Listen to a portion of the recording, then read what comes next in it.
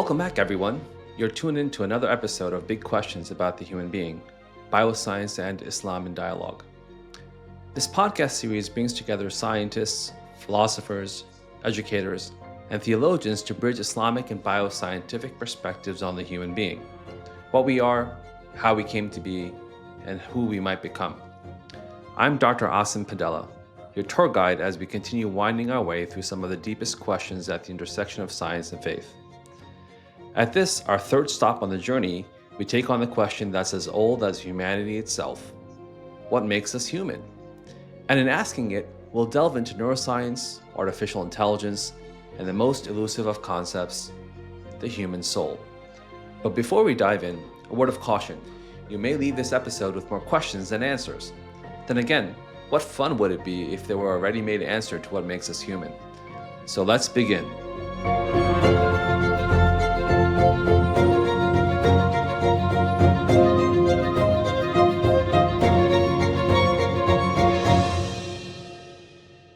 So what do today's panelists think it is that makes us human?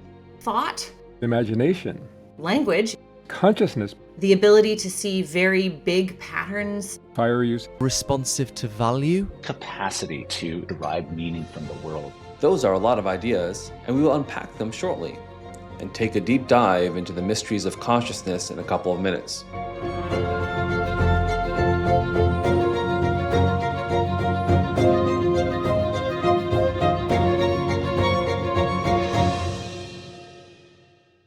First, as we've been doing throughout the series, let's start with a practical case that will make our exploration a bit more real. The State Health Ministry is crafting a bill to mandate that insurance companies reimburse families for robotic care assistants who assist with caring for relatives with dementia. The state's nursing associations are vehemently against the plan. They argue that remuneration should be limited to human caregivers. You have been asked to weigh in on the issue in front of a panel of state senators. What will your testimony consist of? While you consider whether and to what extent robotic caregivers are similar to human ones, let's hear how science approaches essential human nature. Agustin Fuentes, professor of anthropology at Princeton University, starts us off. If you ask yourself what makes us human, I think you already know the answer. The ability to ask that question, the diverse suite of resources that you bring to bear in that reflection, and basically the fact that you live your life from a day-to-day basis interacting with other humans. So the wonderful thing about asking the question, what makes us human, is that all the evidence is there right in front of us, in our lives, in our bodies, in our experiences. But what's more challenging then is to how to apply this insight to things like medicine and science and basically navigating all of the complexities that we find in our societies. For another take on what makes us unique, we turn to Megan Peters, Associate Professor of Cognitive Sciences at the University of California, Irvine. I think that most people would agree that language is one of the things that makes us uniquely humans.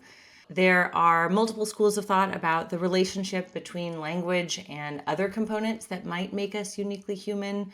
There are some people who argue that language is for thought, and there are others that argue that language is a consequence of thought. And so the question is whether language is an integral component of the way that we think, the way that we solve problems, the way that we interact with each other and with the world.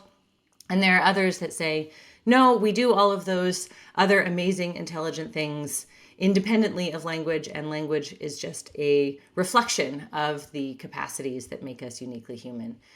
There are other folks who think that maybe the ability to see very big patterns, sometimes called compositional reasoning, essentially think about this as you can see the gist, you don't get stuck down in the trees, you can see the forest for what it is. You can put together patterns of patterns, that some of those capacities might be uniquely human. This is an ongoing and thriving area of research. Ask any intelligent scientist and you will get a different answer. Professor Peters considers language, as we use it, a uniquely human capacity. But whales, dolphins, and even songbirds have language of sorts. Peter Ulrichsee, professor of cognitive neuroscience at Dartmouth College, suggests that we have the unique thought processes behind our language. The life of a chimpanzee or bonobo now is roughly the same as it was 100,000 years ago. So yes, they do seem to use tools. However, we seem to reinvent our world almost on a yearly basis. Chimpanzees and bonobos don't invent airplanes. And then the question is, why are they not able to? Well, I think they lack our kind of imagination. So our imagination is incredibly powerful. It's really our most important and most powerful tool and our most important deadly weapon. I suspect that it had something to do with the evolution of tool use, where we had to internally model what we would do before we did it. There are other things that make us different from a chimp, like fire use and certainly language. But I don't think it's consciousness per se that separates us from a chimp. But we have, in addition, a kind of second order consciousness that is layered on top of that, which is the domain of the imagination.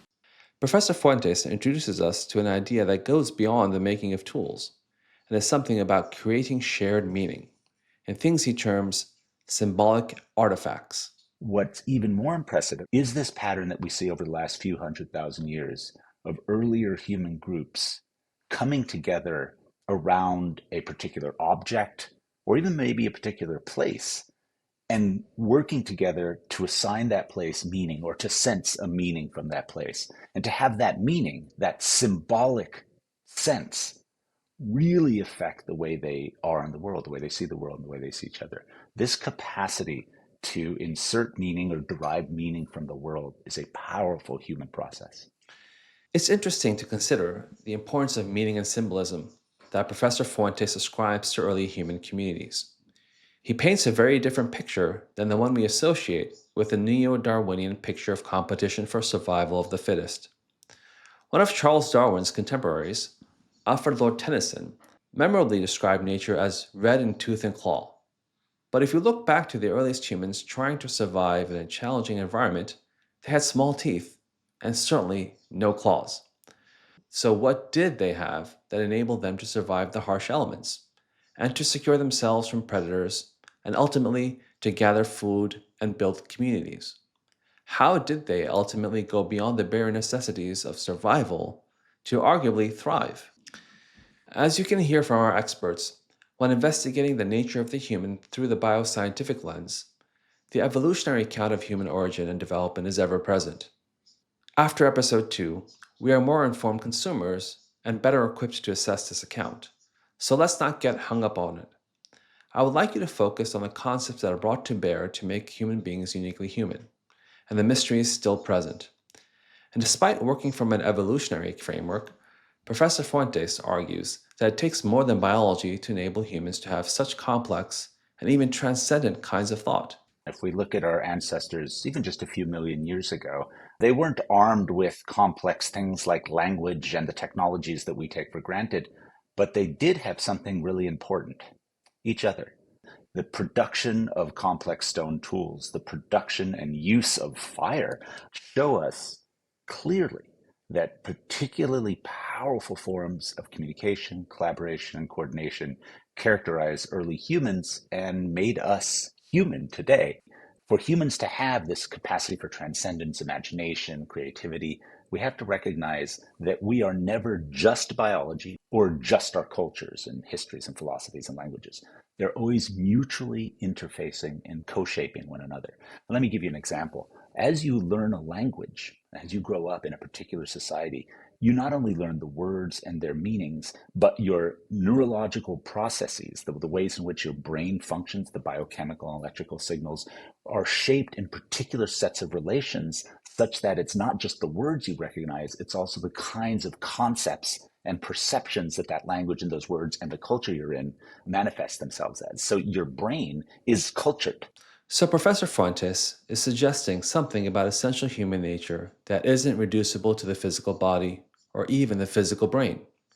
He locates an intangible aspect to the human being in the process of how we develop these capacities for transcendence and creativity through shared meaning with other humans. But something is necessary for this social meaning making to be possible. We need to have an awareness of ourselves and of the world. What would you term that capacity? For the clinicians listening in, any guesses? You got it right.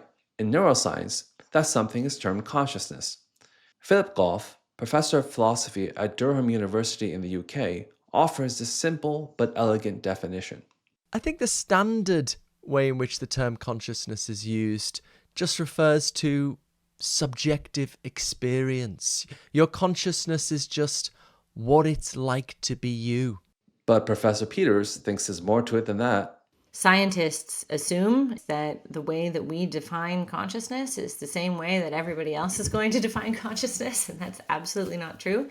So we can try to close that gap a little bit. But the way that I would define consciousness for the purposes of my own work and this conversation would be how the philosopher Tom Nagel defined it a long time ago is, what is it like to be a bat?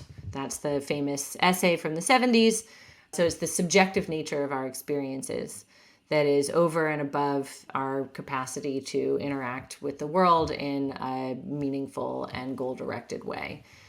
The fact that there is something that it's like, that we feel like there's someone home, that we aren't just zombies. We'll learn about the Being a Bat essay in the second half of this episode. Meanwhile, Professor Peters takes the zombie analogy further, inviting us to consider a thought experiment.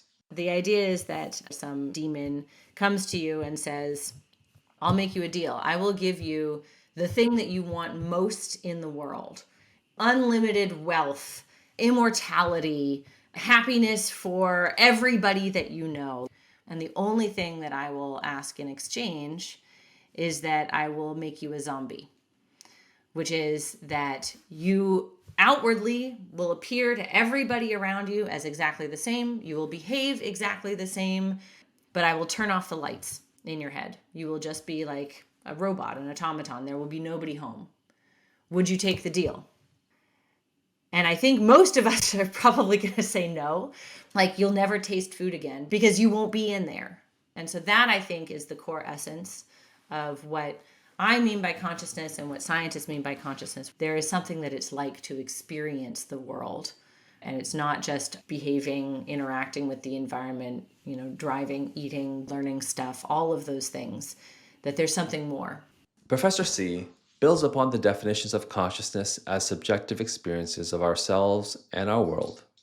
For him, consciousness includes our ability to make choices that shape our subjective experience. I would define consciousness as the domain of mental representations that we can volitionally pay attention to. So anything that I'm volitionally attending now, I'm conscious of. Consciousness, or subjective experience, attention, and then volition. Those three things are deeply linked. I really like Professor C's bit there, as he ties multiple sciences together in his definition. He said consciousness is 1. Subjective experience, which to me is about psychology and anthropology. 2. Attention, which for me means neuroscience. And then 3. Volition, which is partially neuroscience but partially metaphysics. You'll hear about the metaphysics part when we get to episode 5, when we discuss human agency and free will. Yet, just as we're getting our definition fixed, Professor Fuentes extends it, and I mean really extends it. The definition of consciousness doesn't just include us, it includes others. What do I mean? He says that the ability to imagine what happens in other people's minds and to imagine fantastical futures is part of consciousness. Ay, Dios mío. Instead of my editorializing, let's just hear from him directly.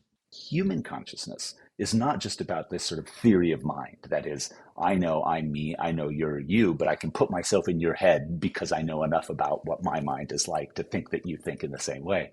It's a sort of simplistic way to talk about it, but that's probably what some other organisms have. What's distinctive about humans is we have this incredibly creative, imaginative, perceptual possibilities. That is, the human perception of the world, our Umwelt, the way in which we are in the world, is always both material and immaterial.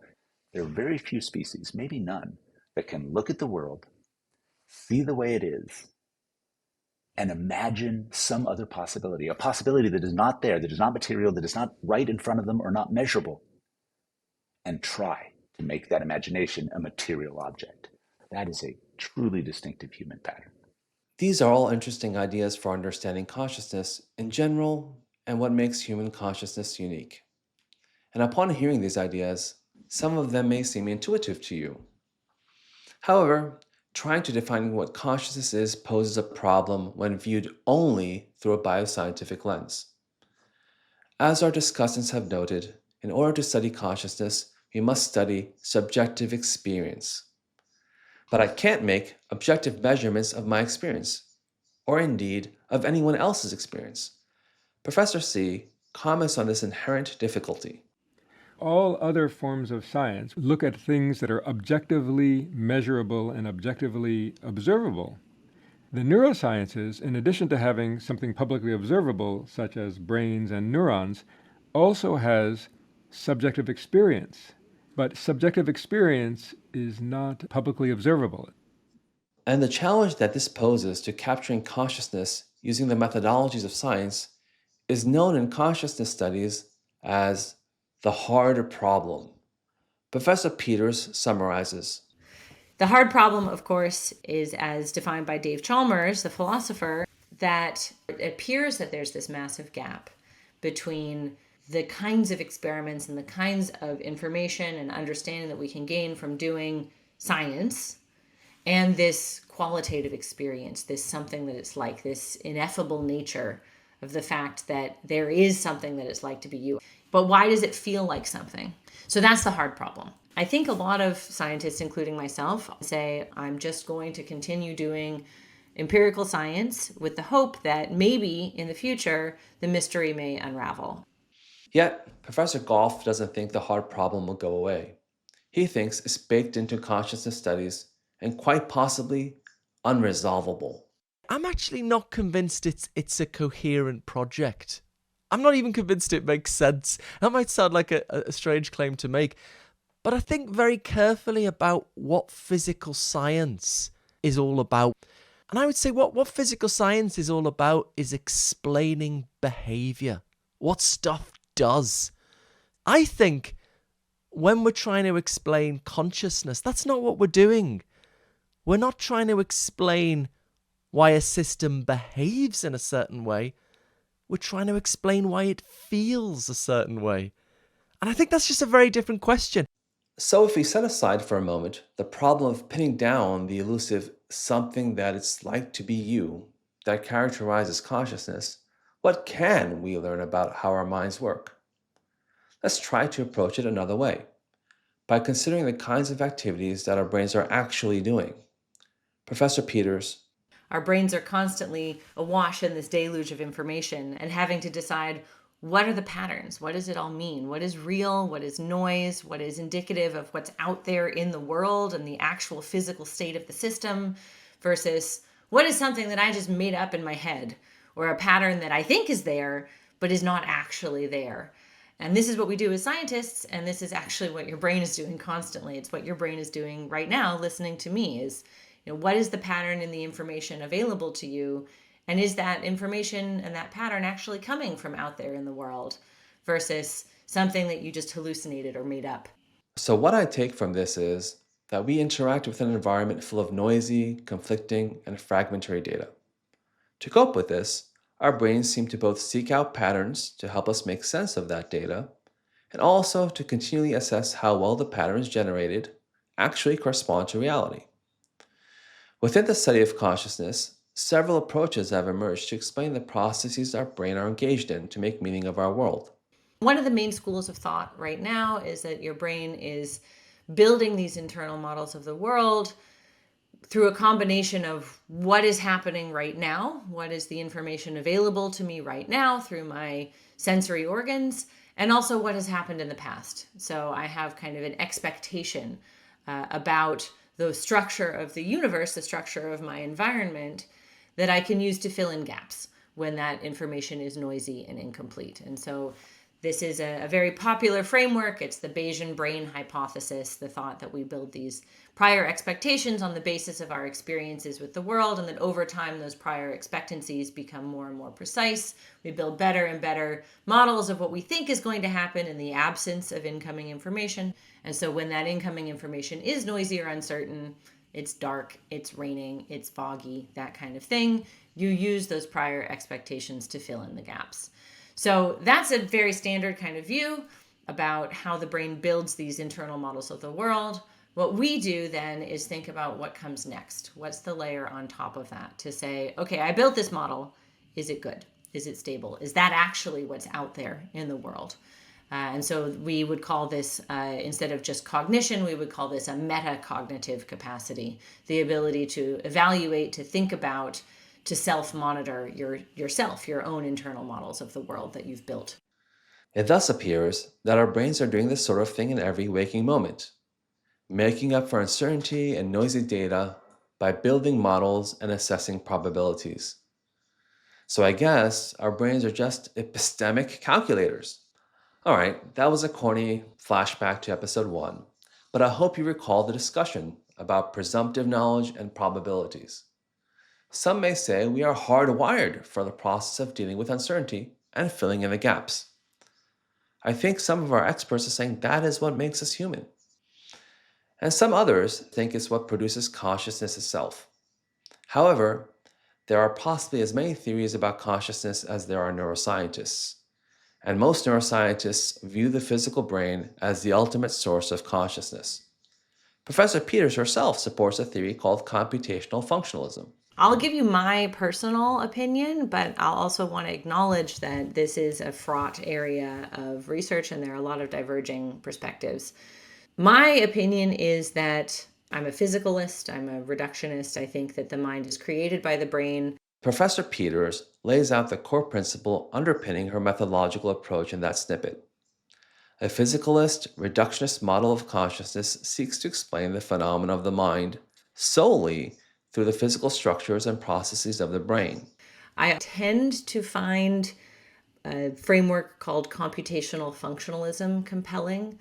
The idea here is that a system that instantiates the right kind of computations in order to produce some capacity like flexible adaptive decision making, agentive behavior, even consciousness, that if you get those computations right, then you will have that capacity.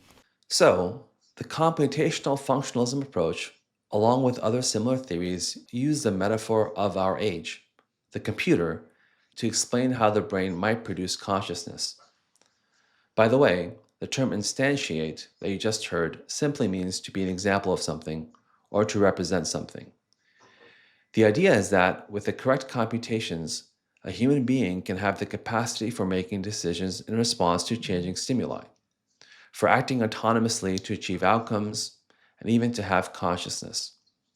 And in the same way, so might another entity, such as a sufficiently complex computer. And there are numerous other theories.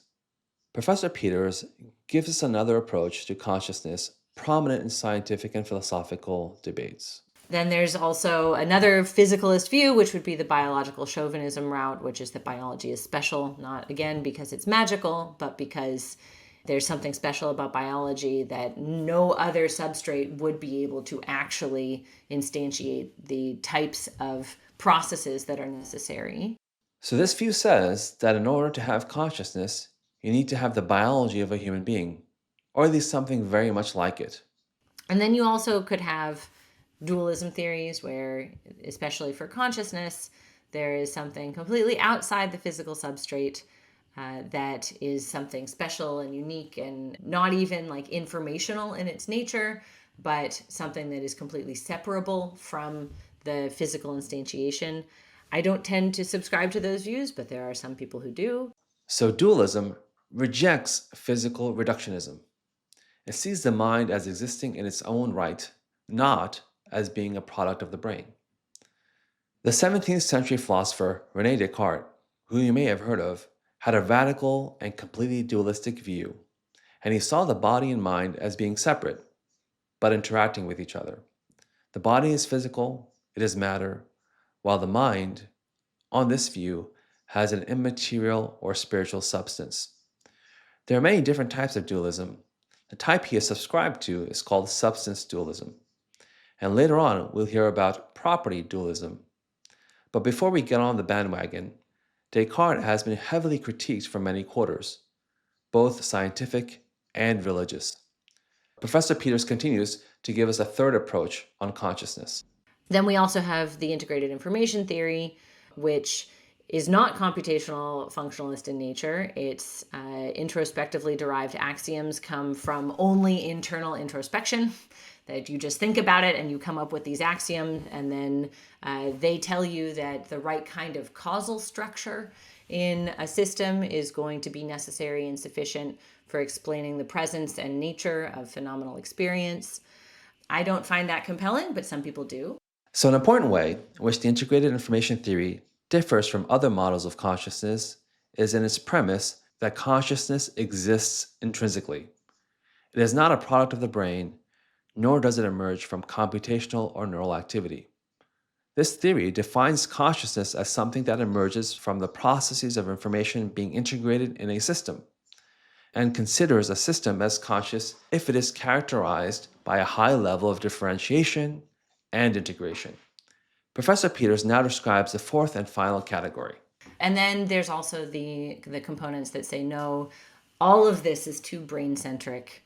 You need to have a body. You need to be a system that is separate from your environment, but the capacity to move around in and interact with and cause changes in your environment is a critical component of not just the development of consciousness, for example, evolutionarily, but also its presence now. A good example of an approach focused on the importance of the body to understanding cognition is called the 4E theory. The 4E's are embodied, embedded, enacted, or extended cognition. Like the dualist theories, it places some of the activities of the mind outside of the organ of the brain, but the resemblance ends there. Unlike substance dualism, it does not rely on seeing the mind as being made of a different substance to the brain. Rather, it focuses on the ways in which the brain interacts with the body as a whole and with its environment, both shaping the body and the world by enacting changes, and receiving input from both body and world, thus creating a kind of perpetual spiral of feedback. And there is yet another E of consciousness that we can add to the models we've heard so far: emergence. Professor Fuentes sets out his own view. Consciousness has to be considered an emergent property, so you can sort of dull it by damaging parts of the brain or parts of the body, but with a fully sort of functioning consciousness, you can't pin it down to one place or one process. And I think that's part of the magic and science of it, right? Both simultaneously, that we know there are all these components to it, but it doesn't reside in one specific material location. And I think that's very important, particularly when it comes to thinking about engaging with mental health, engaging with physical trauma, mental trauma, things like that, to always recognize that it's not just about a broken car model of fixing things. You can't just fix one part of our biology and fix the entire thing. There's a lot more going on. An idea that is rapidly gaining ground among many theorists of consciousness across many different methodological models is welcomed by some as a possible way to resolve the hard problem of consciousness. This idea seems to offer a compromise between physical reductionism on one hand and dualism on the other. Neuroscientists can look at parts of the brain that are active when we're conscious. These are the so-called neurocorrelates of consciousness, but they still cannot actually pinpoint subjective experience. This gap leads some to support the theory of panpsychism. This idea is that consciousness is a fundamental property of matter. Professor Goff explains. I adopt a view that consciousness goes all the way down to the fundamental building blocks of physical reality. Fundamental particles like electrons and quarks. Well, according to panpsychism then, electrons and quarks have very, very simple forms of conscious experience.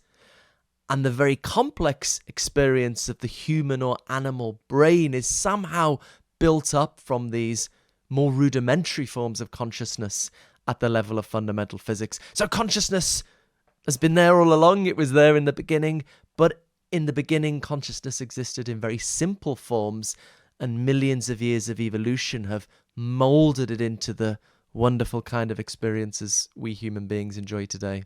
On that view, consciousness is both a fundamental property of the universe and something that arises within the brain. It's important to point out that none of these theories can be wholly proven. There remain significant gaps in both measuring and explaining consciousness within every theoretical approach. Professor Peters argues that the approaches she favors are useful methodologically, and she critiques theories that are not testable using the empirical methods of bioscience, even if they may ultimately turn out to be true. I think that the physicalist, reductionist approach, the computational functionalist approach, even as a narrower version of that, it gives us something to hang on to. Extraordinary claims require extraordinary evidence. And to say that the universe is infused with consciousness, or that consciousness is this particular causal structure of interacting elements, or that dualism is a thing, all of those are extraordinary claims, and they very well might be true.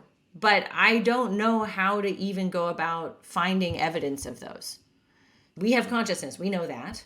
Why do we have it, and why do we think that we have it? Well, we have brains, and those seem to be important for our survival. And the things that seem to behave very differently from us, like plants, don't have brains. Okay, so maybe brains are a reasonable explanation for this.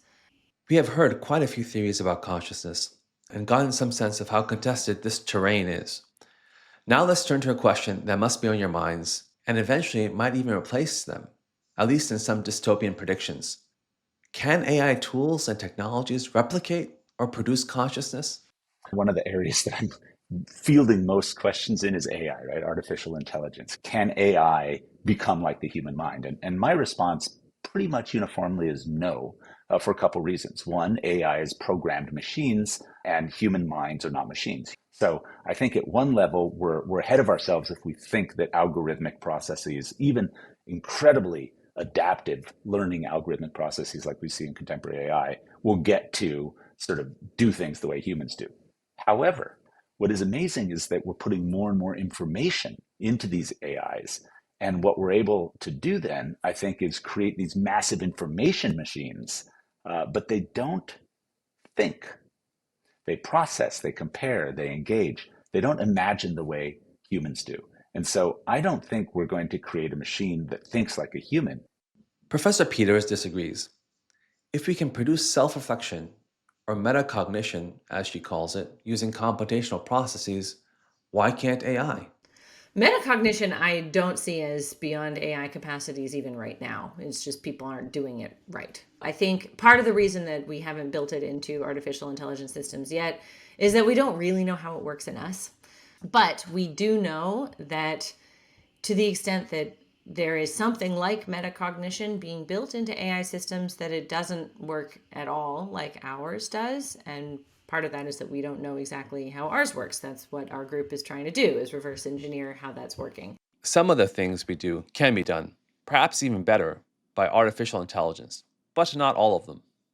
Science fiction films, such as Star Wars, sometimes portray the droids as more human than the humans themselves.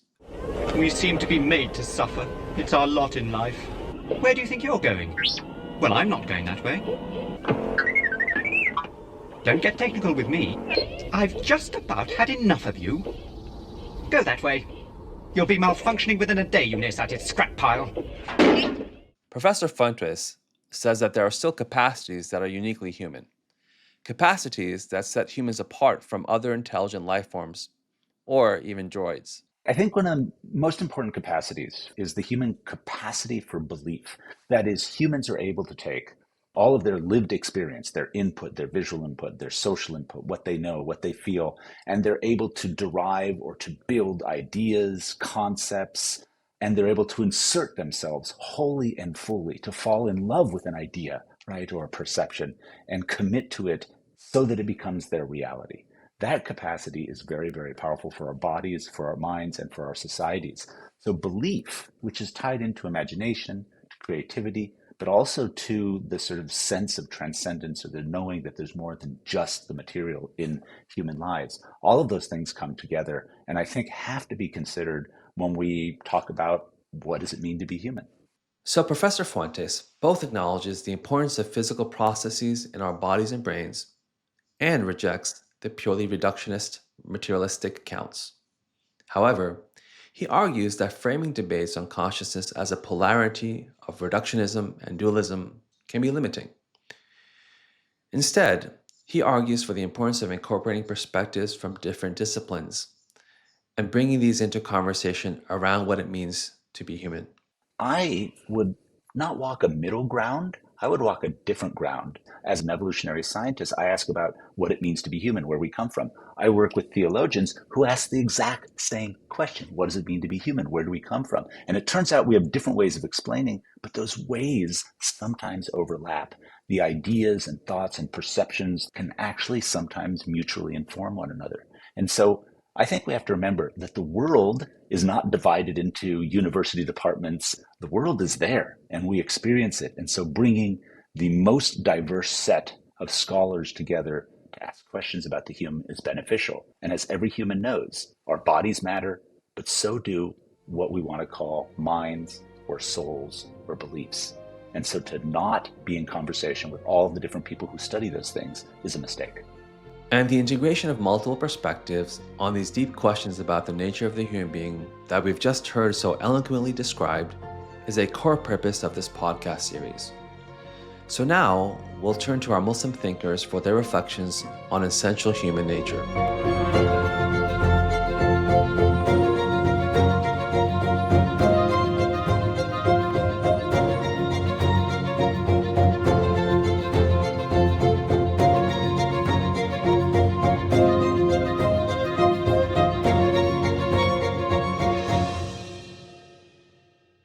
We've just heard a naturalistic account of the human being from a bioscientific perspective.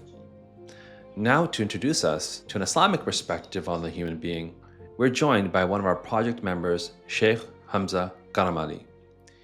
He is founder of Basira Education, which produces educational material focused on the application of Islamic theology to addressing contemporary challenges in modern science and philosophy.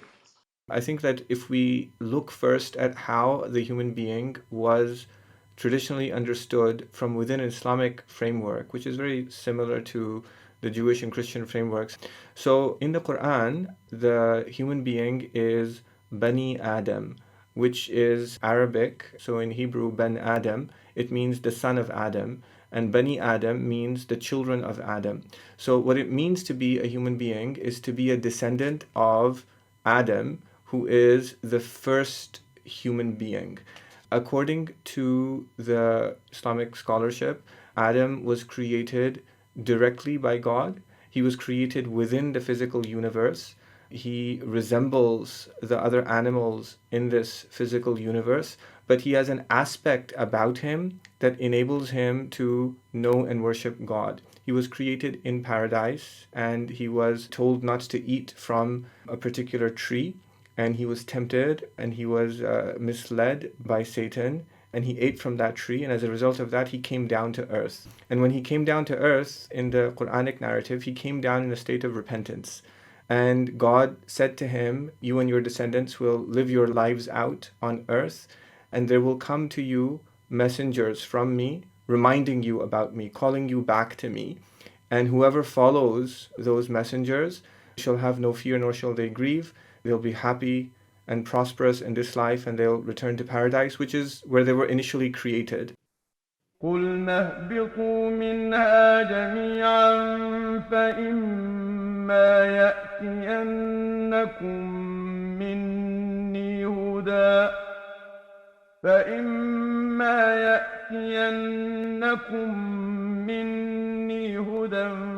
فَمَن تَبِعَ هُدَايَ فَلَا خَوْفٌ عَلَيْهِمْ وَلَا هُمْ يَحْزَنُونَ. We said, descend all of you. Then when guidance comes to you from me, whoever follows it, there will be no fear for them, nor will they grieve. So in our souls, we have a longing and attachment to paradise. We long to return. We'll explore the soul further, but first let's pause for a moment and consider the yearning of the soul to seek out God and for paradise that Sheikh Hamza just mentioned. Some would say that this inclination and longing is innate, and it's natural because of the type of thing the soul is and its origin. While the human body was created from matter in the Quranic account, the the human soul is a mysterious substance with an origin from beyond, and in the Quranic account, it's linked to God, as a verse relates that God breathed into Adam the soul. So the soul, then, is nourished by things from that otherworldly realm. For example, the remembrance of God, worship, and things like that. And it ultimately longs to return to divine presence in paradise. But enough on human origin, which was the focus of our previous episode. Let's get back to the focus of this one, human nature. There is a rich tradition of Islamic philosophical thought on what constitutes the human being.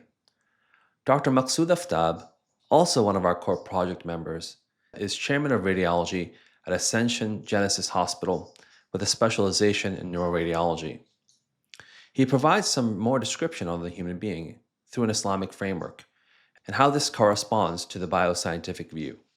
So in Islam, the human being is considered to be a composite being. It's a complex being that is composed of both a body and a soul that has material and spiritual aspects to what it is to be human. If we correlate that with what we know about biology, we would be considered not just Homo sapiens, but behaviorally modern Homo sapiens who are capable of advanced and abstract thought. And that corresponds to the Islamic view that the human being is basically a moral agent.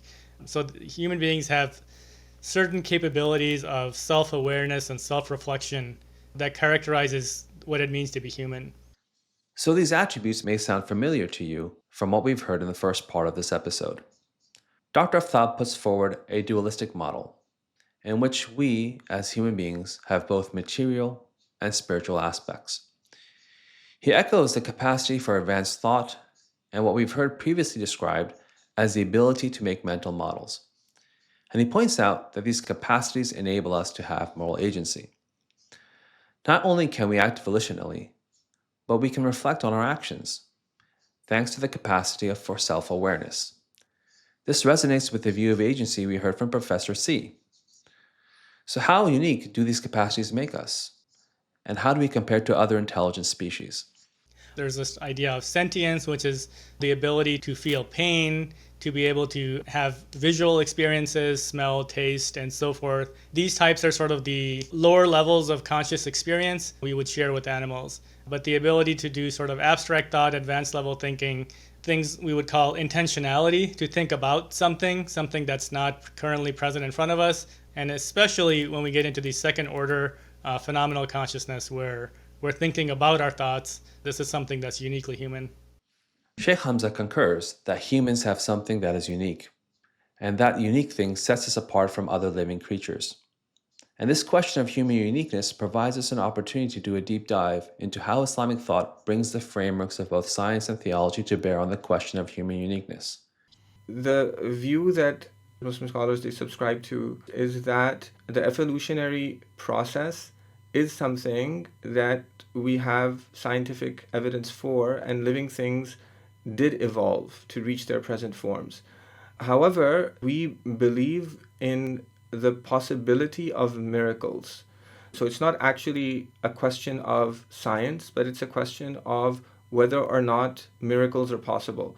So we believe that there is a causal relationship between fire and burning, but when Abraham in the Quran was thrown into the fire by his people when he told them not to worship idols, God willed that the fire should become cool and it shouldn't harm him.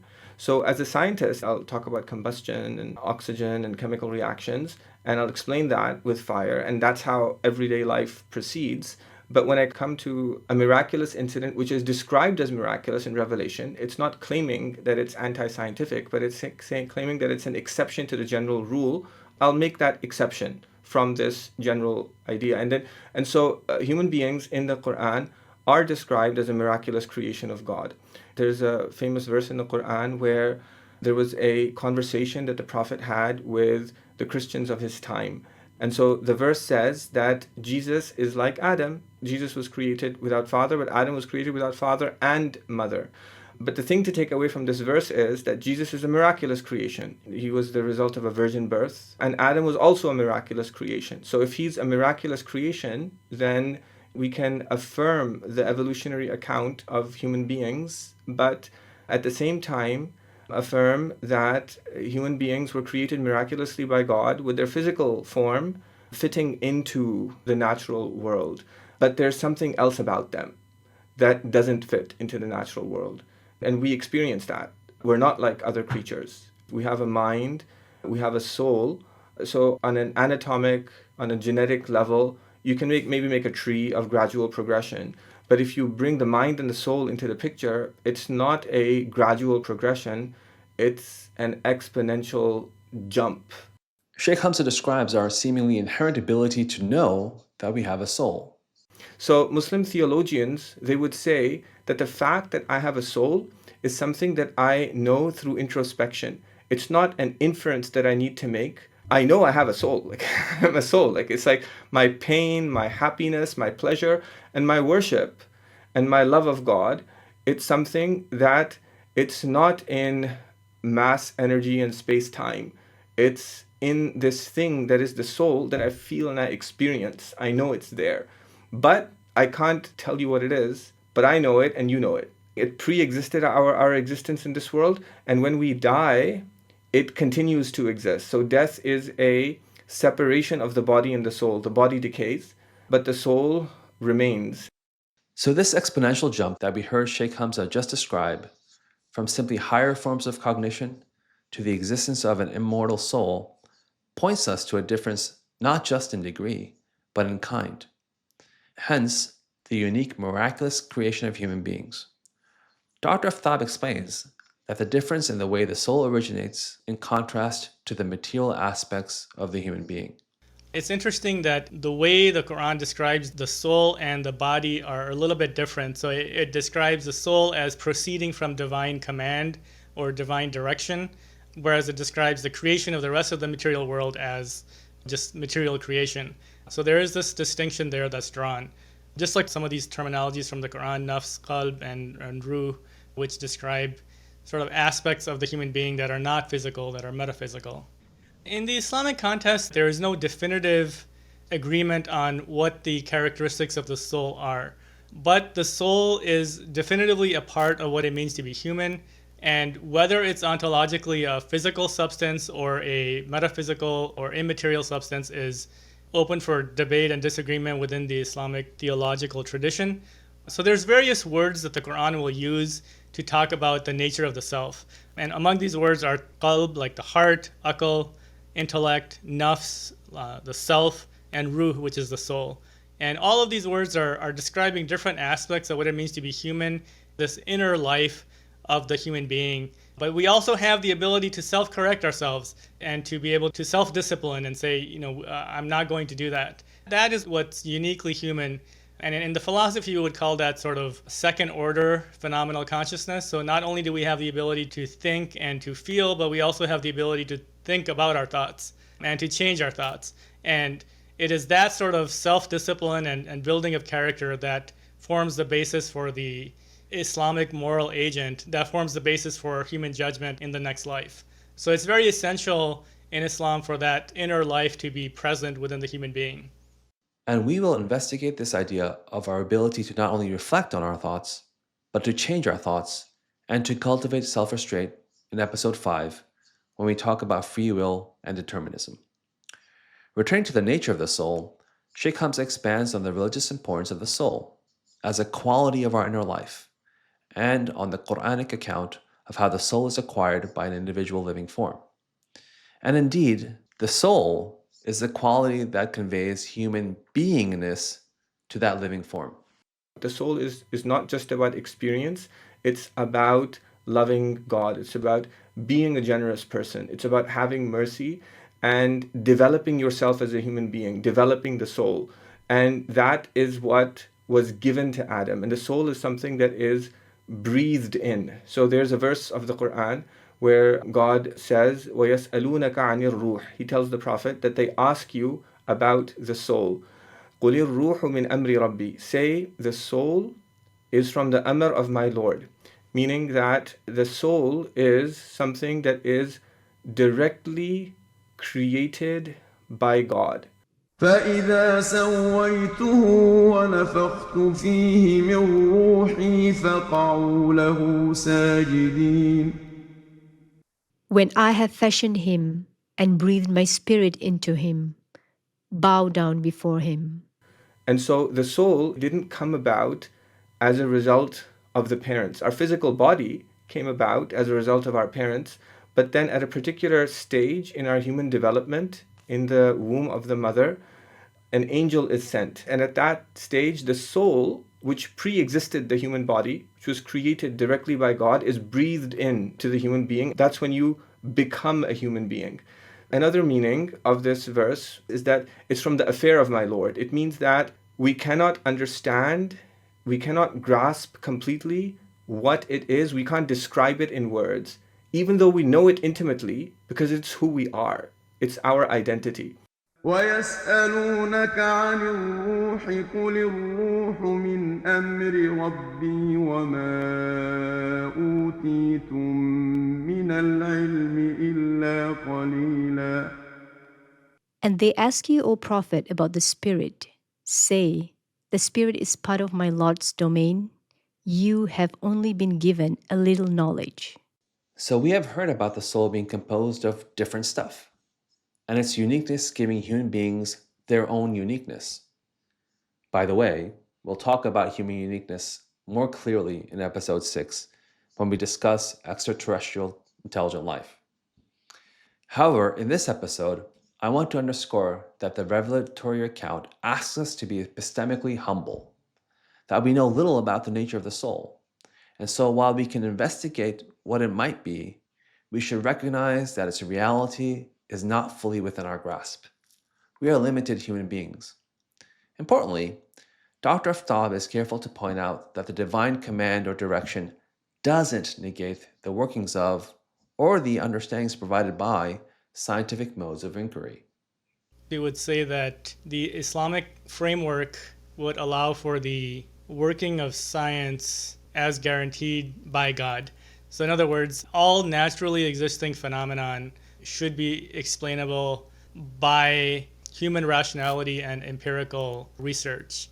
So in terms of transcendence and consciousness, the fact that consciousness is a very real experience in the world, it has to be placed within the natural workings of the universe that is ensured by God. In Dr. Aftab's view, we should be able to explain things like consciousness from a naturalistic account, which is what we heard from our philosophers and scientists in the earlier part of this episode. However, Islamic theologians may prefer to keep consciousness, which is a faculty of the soul, a mystery. So now we've heard something about the nature of the soul and an account of its special form of creation through the lens of the Islamic theological framework. And as Dr. Aftab has established, this theological framework doesn't conflict with the scientific methods of explanation. Instead, it explains the underpinnings of how the natural and material universe has been created and continues to be sustained. With this in mind, it's unsurprising that it's not only religious adherents who identify the mystery of the soul, or in other words, we might say a particular quality of being human that seems to be elusive, that cannot be explained purely by quantitative means, or what is often termed as immeasurables. Dr. Maksud shares his insights as a clinician on the qualitative understandings that seem to be necessary in order to more fully understand and describe consciousness. He starts us off with a glimpse of what can be measured. I'm a neuroradiologist, so there's a lot that we know about consciousness, and a lot of it localizes to the brain pretty impressively. So we know, for example, what sensory inputs result in activation in what parts of the brain, and we know that for that activation to become conscious, what specific networks in the brain need to be activated. We know what parts of the brain are involved in, what motor activities, what sensory activities. And this is very useful to us in the clinical setting in medicine, so we can give prognostic information for patients if they have a stroke or a brain tumor, and also in the sense of patients who are in coma. So we know now that it's really certain parts of the brain that are involved in consciousness, primarily the cortex of the brain and the networks that support that. And I talked about coma, so there's ways in which we can communicate with patients without them having motor skills. So we know what parts of the brain are activated. For example, if you imagine yourself walking through a room, or if you imagine yourself playing tennis. So on the basis of that, we can place the patient in sort of a functional MRI machine, and we can ask them, if you have a sibling, imagine yourself walking through a room. If you don't have a sibling, imagine yourself playing tennis. We can establish communication with these patients. So which really localizes, conscious experience, phenomenal consciousness to the brain in a way that we didn't previously know. And just like in any other endeavor in science, the goal of science is to provide a complete comprehensive explanation for the phenomenon. So we don't need to appeal to anything outside of the natural laws. So in the same way that in the human body, pretty much every other organ has a function that's completely explainable. So the whole goal of neuroscience is to sort of work on reducing the brain function, which is considered to be consciousness, to a physical substrate. This is where it's headed, but it runs into serious problems when it comes to consciousness. So while bioscience and medicine increasingly expand the boundaries of what we can measure and what we can explain, these frameworks bump up against limitations when it comes to consciousness. In the first part of this episode, you may remember that Professor Peters mentioned a famous thought experiment concocted by the philosopher Thomas Nagel to help us think about consciousness. Dr. Aftab now explains that experiment. He provided this definition that's really become sort of the standard definition of what consciousness is. And he has this famous article, What It Is to Be Like a Bat. And basically he says consciousness is something that it feels like to be something. So that sort of subjective personal experience is what consciousness is. So while science can tell us a lot about consciousness, this thought experiment effectively highlights the difficulty in pinning down what consciousness ultimately is. Dr. Aftab continues with an older thought experiment conducted by the 17th century philosopher René Descartes. He says, what is it that I can't doubt? And he comes to the conclusion that the famous line that I think, therefore I am. So what he's saying is that there is my own subjective experience and my own existence is something that I know for sure. It's something that is very real and exists and something that I cannot doubt. So we learned from these experiments that one, consciousness is real. It's a real ontologic entity that exists. And secondly, that it's not explainable by physical processes. So all of you out there may remember hearing that famous saying, cogito ergo sum, that has its roots in this thought experiment by Descartes. I think, therefore I am. With this thought experiment, he establishes that we have privileged access to our own mental states, and hence to the knowledge that we think. If we think, then there must therefore be a thinker. And on this basis, we can infer that we exist. But where do we locate our thoughts and inferences? And back to what Thomas Nagel was getting at with his invitation to us to consider being a bat. While we can locate our physical existence and even measure many of the processes that happen in our brains, capturing the subjective quality of how we feel ourselves to exist seems to elude us. Sheikh Hamza acknowledges the importance of what we can measure scientifically in terms of consciousness, but he also points us towards the ultimate unmeasurability of what we call the soul. Neuroscience acknowledges the existence of subjective human experiences that are qualitative and unquantifiable, qualia.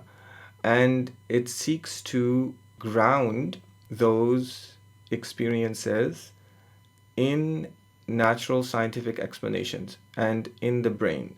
And there is a correlation between our brain activity and our consciousness and our awareness. And it's very important for us to understand this because doctors use this to evaluate the life of a patient and whether their health is improving or whether they're still alive. And there's many important decisions that are made on the basis of this.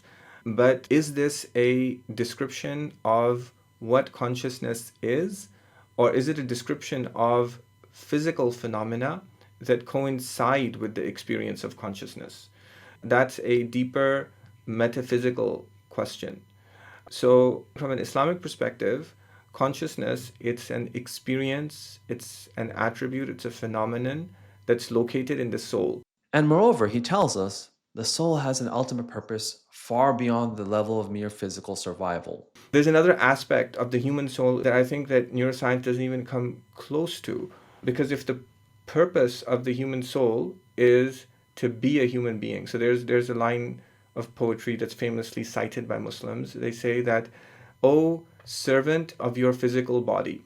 So somebody who eats organic food, they work out, they adorn themselves with beautiful clothes. Said, "O servant of the physical body, how long will you be miserable in serving your physical body? Do you seek to gain in that which there is loss? Because your physical body is in a process of decline. Pay attention to your soul and complete its virtues, because you are a human being by virtue of your soul, not by virtue of your body." And in Islamic perspective, we find that complete level of consciousness in the Prophet Muhammad. He was somebody who responded to other people's harm with kindness. And so there's a famous story of where he went to call the people of a town called Ta'if to God, and they rejected him in a humiliating way. They stoned him, they cursed him. He was running out of the city, his feet were bleeding, they were making fun of him, they were jeering at him. And then God sent him an angel to say that, "If you wish, I'll destroy these people." And he said, "No, because I wish that from their loins will come a people who will love and worship God." His greatest victory was his forgiveness. So this is a model of a complete human soul. And this aspect of the development of the soul is not something that neuroscience can even come close to. It has to do with a process of spiritual development and self-improvement that enables you to go above your body and your emotions. And so the capacity of the human soul is far greater than mere self-awareness. And with this concept of a soul, which is metaphysical in nature, and which certainly in religious thought has an ultimate purpose, let's spiral back to the concept we explored earlier, divine will. First, let me recap. The philosophers of mind have attempted to reconcile the paradox at the heart of the disconnect between what can be measured and quantified on one hand, and the qualitative, subjective experience which eludes scientific measurement on the other. We heard this aptly illustrated in the thought experiments on being a bat, and what can't be doubted, leading to the formulation, "I think, therefore I am." These thought experiments challenge materialistic models of consciousness. Dr. Aftab explains how philosophers have developed different types of dualistic models in an attempt to overcome the limitations of materialistic frameworks. There are two primary types of dualism. So there's what's called substance dualism, which primarily comes to us from Descartes. So Descartes' view was that the mental substance is completely separate from the physical substance, and that somehow they interact, he thought, through the pineal gland in the brain. So now we know that the pineal gland has nothing to do with that. The other model is property dualism. Property dualism basically says there are not two different types of substances. There's only one type of substance. But that substance has both physical properties and metaphysical properties. So consciousness would then be a property of that physical substance. Islam is not committed to a non-physical soul. So it's open to both types of dualism. And our view is that, because of what we know about science, substance dualism seems a little bit tenuous and unlikely to be true, given the very close link we now know between the brain and all sort of states of consciousness. So the link is way more intimate than if consciousness was a completely separate substance from the brain. The way that scientists would explain consciousness is by using frameworks, we can call them, to say how consciousness exists and comes about. So you'll hear words like computation, information processing, modeling, and so forth. But in none of those types of models is the existence of consciousness as an independent reality affirmed. In other words, our self-awareness and self-reflection ends up being an artifact or an epiphenomenon of the physical processes of the brain. What we're saying is that just like Descartes' thought experiment and Nagel's thought experiment, that personal experience is very real and exists. And that personal experience science has to make space for it. In other words, that personal experience is a natural phenomenon. It's not something that requires faith or a leap of faith to believe in. It's something that we all observe. It's something that we can't deny, like Descartes pointed out. So the model of the universe that would account for that is one in which conscious experience is real. Now the problem becomes, how is this conscious experience interacting with the physical processes of the brain? Those two things can be linked together by divine assurance. And Dr. Flaub continues, showing how some specific limitations philosophers have identified with the substance dualism of Descartes can be resolved by an occasionalistic framework on the basis of divine assurance.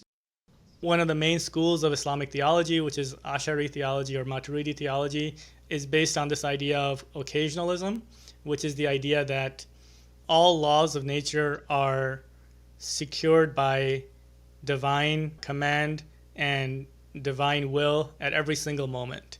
It is in fact God that ensures the laws of nature so that they work in every single moment. So this allows then for the working of science without any feeling of divine sort of disruption of the course of nature. So the physical and mental properties are held together by divine command. So now, our Islamic thinkers have given us a clear view on how we can harmoniously apply both scientific and religious frameworks for understanding the essential nature and ultimate purpose of the human being. They've shown how human consciousness and the human soul are unique. Our case study, which you heard at the very beginning of this episode, concerns human uniqueness and whether human care could ever be replicated by artificial intelligence tools and technologies. Before turning to my reflections on the case study, we asked our interviewees for their views on whether we can experience or interact with artificial intelligence-based tools and technologies in the same way we do with other human beings. Let's start with Sheikh Hamza. There's the Turing test, which is that if you can communicate with a computer and not tell the difference between whether it's a computer that's speaking to you or a real human being that's speaking to you, then according to the Turing test, the machine is effectively alive. So that's a functional explanation. If somebody can program a computer to deceive me into thinking that he is a human being, it just means I've been deceived. So the AI, it doesn't have a subjective experience. But then if you go a little bit deeper into what it means to be a human being, to love, to be grateful, to be generous, to do all of these things, and actually if we experience this within ourselves, then it's nowhere to be found within a machine. There's a verse in the Quran that says that إِنَّ الَّذِينَ تَدْعُونَ مِن دُونِ اللَّهِ, verily the idols that you worship apart from God, لَن يَخْلُقُوا ذُبَابًا وَلَوِ اجْتَمَعُوا لَهُ, they won't even be able to create a fly if they were all together to do it. We'll be able to create things that behave like a fly, but it will never have that conscious experience because it doesn't have a soul. And you can't put an immaterial soul into machinery.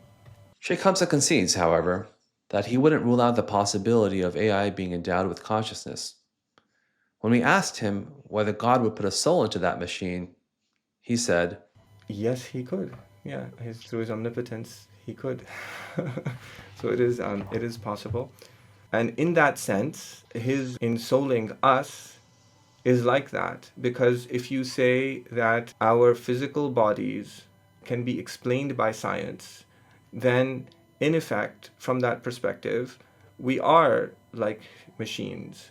But there's an ensoulment that happens with each and every one of us. And that ensoulment is what makes us human. And that ensoulment hasn't yet happened with AI. But if it does, it won't have happened because of the computer programmer or because of the one who made the microchip. It would have happened by someone else who's done something that's beyond what they have done. Dr. Aftab offers similar thoughts. In terms of AI, we have to distinguish between consciousness and intelligence.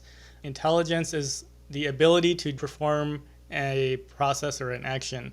In many ways, we see that AI is able to supersede what humans can do in terms of intelligence. In terms of consciousness, whether an AI can have a subjective personal experience, this is open for debate within the scientific world as well as within the Islamic theological world. Because in the Islamic theological world, consciousness is sort of a gift from God.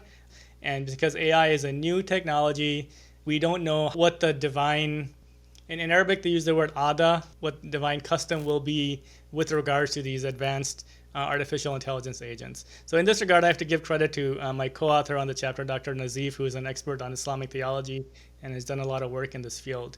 But from a scientific point of view, the current level of AI is almost entirely computational. It is based on computer algorithms of zeros and ones. And that's all that it is. It's basically a software that's running on a machine.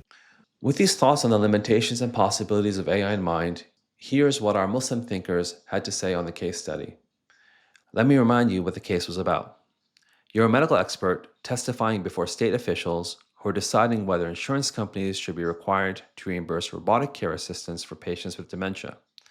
Nursing associations are pushing back. They want reimbursement directed towards human caregivers instead. So first up, Dr. Aftab. I think there's a role for AI in terms of providing care for these types of patients, in terms of providing companionship and providing certain types of services and conversation even, and helping them, get through various medical conditions, sort of rehab for stroke and so on. But there's also a fear and a problem with AI that we see, like even in my practice as a neuroradiologist, we see an increasingly heavier reliance on algorithms, artificial intelligence, metrics in patient care at the expense of clinical skills of physicians.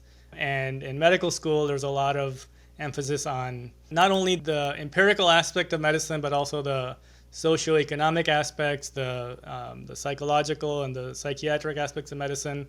And at the end of that, you have a well-rounded physician.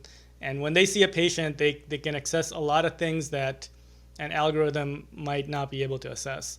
And because we have this shift in medicine towards quantifiable and reproducible medicine, in my field in radiology, we see a massive increase in testing. There's this idea that if we just scan everybody, we'll have a lot of answers. But really, that's not how medicine works. Medicine is primarily a clinical science that works well when we use all of our clinical skills. There's a role for AI, and I think the American Medical Association, they use this term, augmented intelligence. So there's a role for AI to augment the physician's role, but certainly not to replace it. Let's now hear from Sheikh Hamza.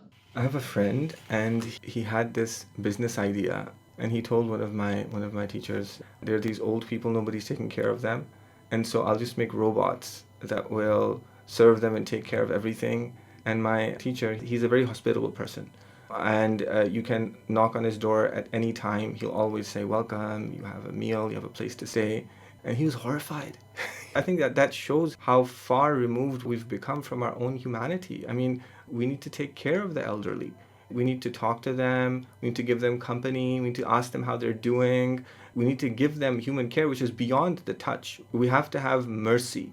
And mercy is when you see somebody who is in need and your heart softens, and the softening of your heart drives you to do something that's for them. And we feel it. And so when somebody is merciful to me, I appreciate it and I feel it. And that thing that I feel is not the function that he performed, but it's the knowledge that somebody else cares for me.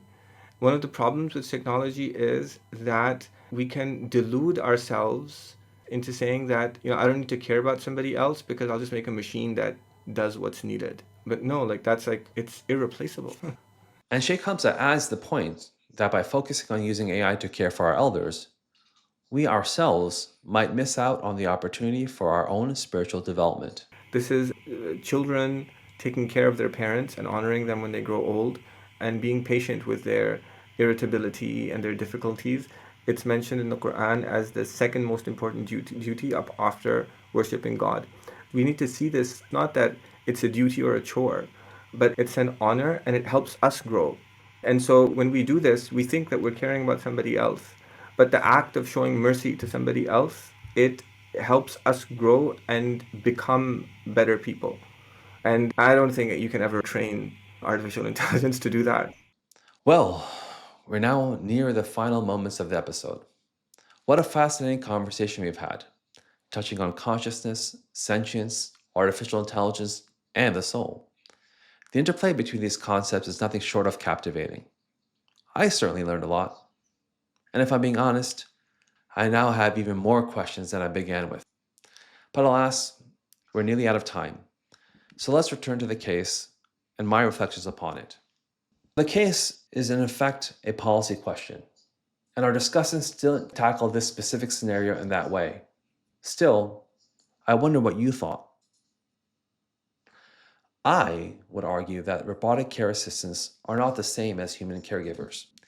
Even when programmed to mimic compassion, robots cannot truly be empathetic. They lack the capacity to sense what it's like to be in another's shoes, to feel with someone in their vulnerability. Yes, we're expanding the boundaries of artificial intelligence, talking about machine learning, mimicked sentience, and even artificial emotion. But we run the risk of reducing the human being to input-output patterns. We're not quite creating new life in metal and wires. We're scripting human-like responses into machines.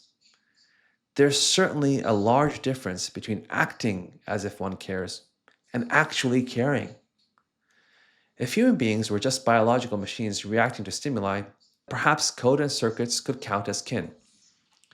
But I, for one, believe we are more than that. And I suspect many of you and many of our guests would agree. So where does that leave us in terms of policy? Perhaps there's a middle path. We might advocate that human caregivers who provide physical, emotional, cognitive, and spiritual care be reimbursed at a higher rate. Robotic assistants, who primarily support physical and basic social needs, could be covered at a lower rate. That's the recommendation I would make. And then I'd offer the policymakers a thought experiment. Imagine you're elderly. You've lost your memory and even your sense of self. You no longer recognize your family. You're surrounded by robotic caregivers, programmed to smile, to simulate warmth, and to say comforting things. In this state, would you begin to think that you were a robot? Is that the kind of future we want for our elders? These are the kinds of questions worth pondering because they cut to the core of what it means to be human. I hope this episode sparks some reflection, and I hope you'll continue the journey with us in our next installment. Episode 4, What is the future of humankind? Should we, and are we, changing our bodies and brains? In that episode, we'll pick up the thread from episode 2's case on bodily modification, and we'll dive into the world of transhumanism, enhancement, and the ethical frontiers of medicine. Until then, signing off with warm regards and wishing you all peace. Ma'a salama.